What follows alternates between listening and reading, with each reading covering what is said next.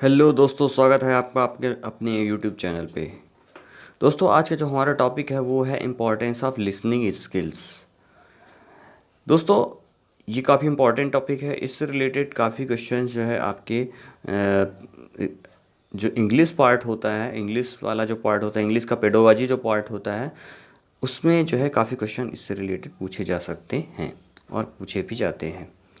तो आइए शुरू करते हैं इम्पोर्टेंस ऑफ लिसनिंग स्किल्स। दोस्तों, when we speak others listen to us. When others speak we listen to them. जब हम बोलते हैं, व्हेन वी स्पीक अदर्स, जब हम दूसरों से बोलते हैं, लिसन टू अस, ठीक है, तो वो हमें सुनते हैं। व्हेन अदर्स स्पीक, जब दूसरे बोलते हैं तब वी लिसन टू देम, तब हम उन्हें सुनते हैं। Thus we see that listening and speaking go together. तो हम यहाँ ये देख रहे हैं कि लिसनिंग और जो स्पीकिंग है वो एक साथ जो है दोनों होती हैं process. They are very important skills. दोनों जो है बहुत ही इंपॉर्टेंट स्किल्स हैं।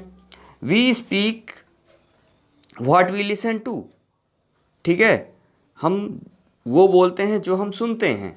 We learn language by listening, ठीक है, हम लैंग्वेज जो है कैसे सीखते हैं, सुनकर, ठीक है। Listening helps in speaking, listening जो है हेल्प करती है किसमें, स्पीकिंग में, यानी कि लिसनिंग जो है सुनना जो है बोलने में मदद करता है। The more we listen to a language better we learn to speak. जितना हम सुनेंगे उतना ही हम बोलने में सक्षम होंगे, ठीक है, उतना ही हम अच्छा बोल पाएंगे। If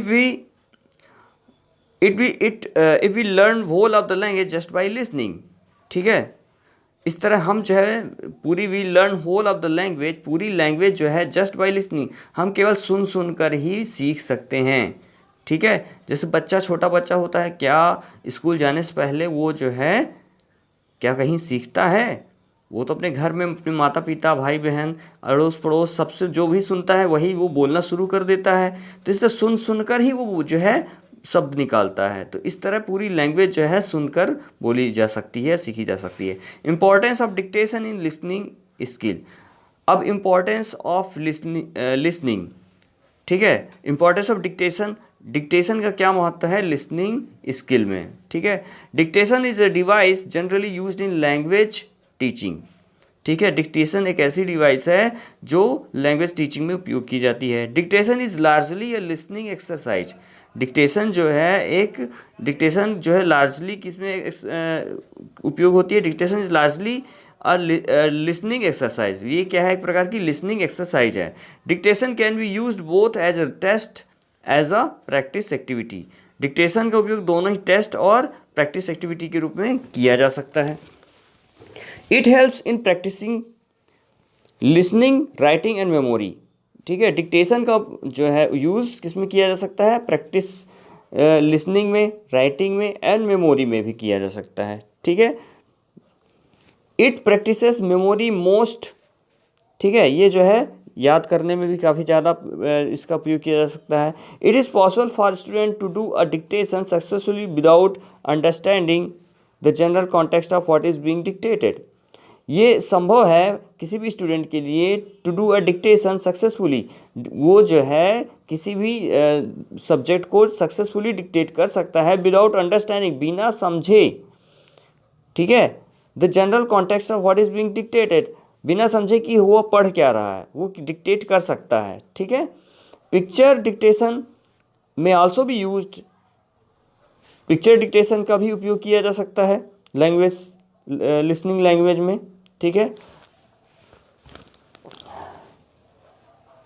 you dictate a passage, the student draw what you dictate, ठीक है, आप जो है एक पैसेज को क्या करते हैं, डिक्टेट करते हैं, स्टूडेंट उसको सुनकर उसके बारे में जो है ड्रा कर सकते हैं। You dictate, you should see to it that you dictate it, आपको यह देखना चाहिए कि आप जो है क्या बच्चे ने ड्रा किया और आपने जो डिक्टेट किया क्या वो सही है। Good in everybody is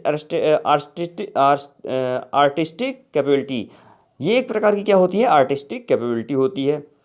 A wide range of exercise or practice material may be constructed in the following areas listening skill, ठीक है, बहुत सारी चीज़ें जो है प्रैक्टिस मटेरियल कंस्ट्रक्ट किए जा सकते हैं in the area of listening skill, किस एरिया में? लिसनिंग स्किल के एरिया में।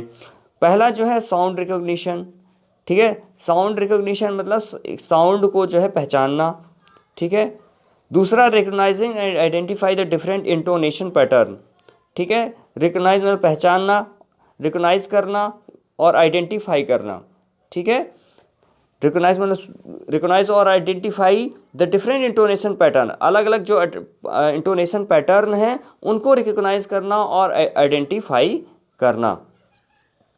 Intensive listening followed by comprehension questions, actual inferential personal question, summary question, logical question. ये यहाँ पे कुछ एग्जांपल्स दिए हुए हैं। इंटेंसिव लिसनिंग, ठीक है, काफ़ी जो है इंटेंसिव लिसनिंग मतलब काफ़ी ध्यान से सुनना, फॉलोड बाई कॉम्प्रिहेंशन क्वेश्चंस, ठीक है, जो आपको पैसेज दिया है उससे रिलेटेड जो क्वेश्चन होंगे। एक्चुअल इन्फेरेंशियल पर्सनल क्वेश्चंस, ठीक है, पर्सनल क्वेश्चंस पूछे जा सकते हैं। समरी क्वेश्चंस, ठीक है, लॉजिकल क्वेश्चन पूछे जा सकते हैं। इस तरह ये जो है इंटेंसिव लिसनिंग की जा सकती है। दूसरा है extensive listening and involving a story, ठीक है।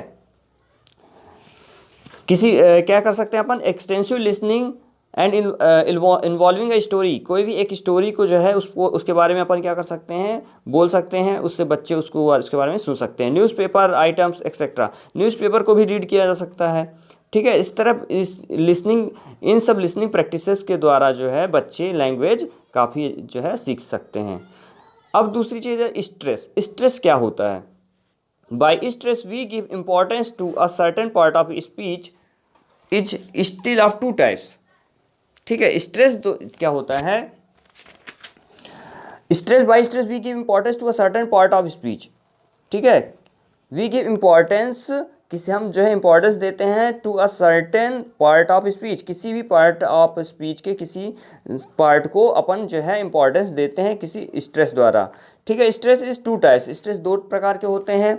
एक वर्ड स्ट्रेस होता है, दूसरा फ्रेजल और सेंटेंस स्ट्रेस होता है। वर्ड स्ट्रेस क्या होता है?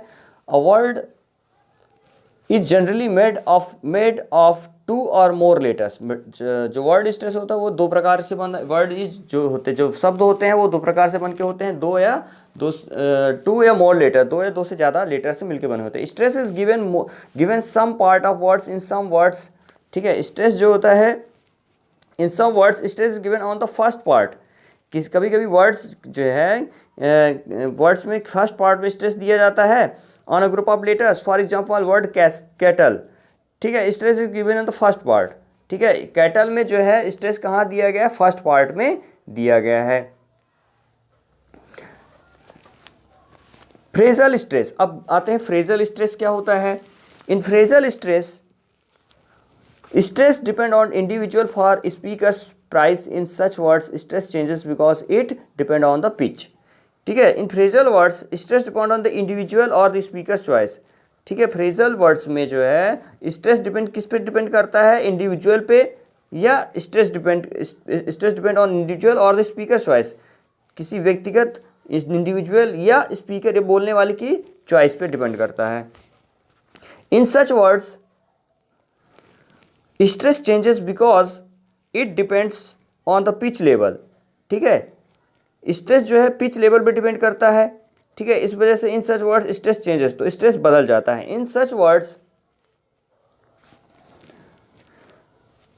Words content words do get primary stress, ठीक है। इन सच वर्ड, इस तरह के शब्दों में जो है content words to get primary stress, जो कंटेंट वर्ड्स होते हैं वो प्राइमरी स्ट्रेस उनमें दिया जाता है। While the grammatical do not have such stress, जबकि ग्रामेटिकल पार्ट जो होता है उसमें कोई भी स्ट्रेस नहीं दिया जाता है, ठीक है।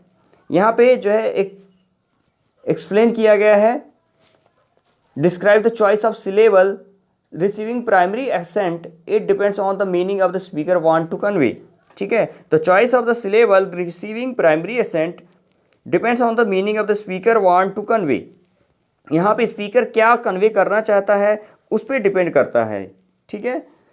अब आते हैं इंटोनेशन में इंटोनेशन क्या होता है? Intonation it is the variation of which is also a very important aspect in speaking English, ठीक है।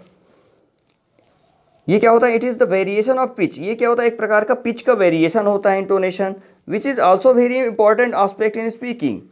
ठीक है, इंग्लिश वर्ड्स बोलने में ये काफ़ी इंपॉर्टेंट है। ठीक है, पिच का वेरिएशन कैसे कब कहाँ बोलना चाहिए, the various changes in the pitch give a lot of emotional changes in the meaning. ठीक है, यहाँ पे काफ़ी इमोशनल चेंजेस जो होते हैं उसके अकॉर्डिंग पिच में वेरिएशन होता रहता है। जैसे कोई काफ़ी सैडनेस वाली जो स्टोरी है, ठीक है, या काफ़ी हंसने वाली लाफिंग स्टोरी है, ठीक है, या कोई हॉरर स्टोरी है, इस तरह की बच्चों को अगर स्टोरी तो उसमें जो है पिच का बहुत ज़्यादा इंपॉर्टेंस है, उसके अकॉर्डिंग इमोशनल चेंजेस के अकॉर्डिंग उसकी पिच जो है बदलती रहती है। ठीक है, तो ये हुए कुछ इंपॉर्टेंट पॉइंट्स इंग्लिश के पेडोलॉजी से रिलेटेड। आई होप ये पॉइंट्स आपको समझ में आए होंगे। मिलेंगे कुछ नए टॉपिक के साथ नए वीडियो में, तब तक अपना ख्याल रखिए, चैनल को सब्सक्राइब करना ना भूलिए, लाइक करिए, शेयर करिए। तब तक के लिए जय हिंद, जय भारत।